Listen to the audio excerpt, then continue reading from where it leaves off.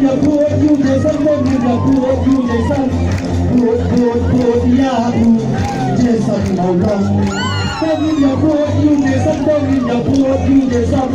พูดอย่าพูดเจสันเอาลงอย่าบอกสิ่งconsequence กูว่าเอาลักหนาวมันมาดี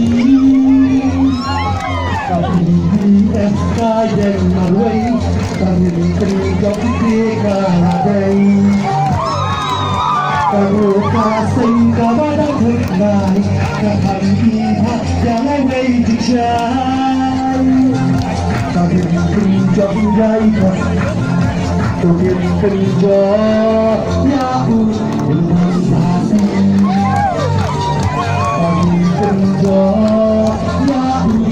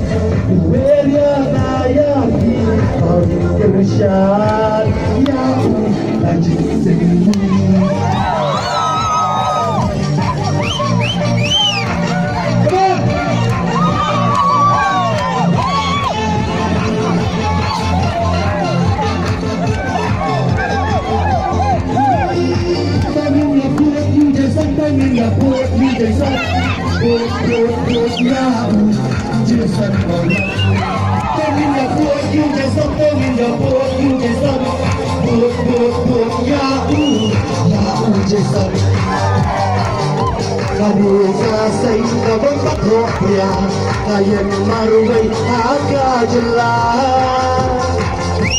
Sa akin na upusikas ni Jatsin Kahati kakilayain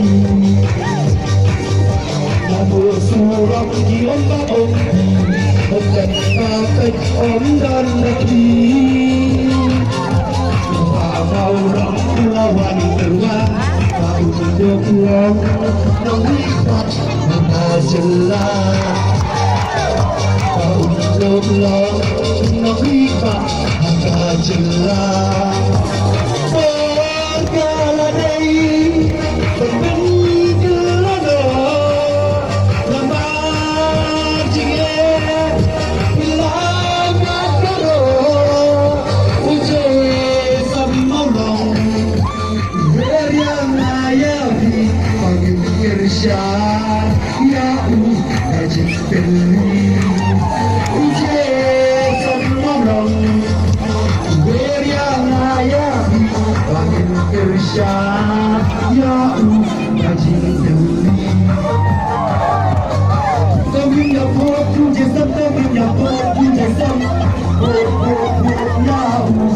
Jason Moran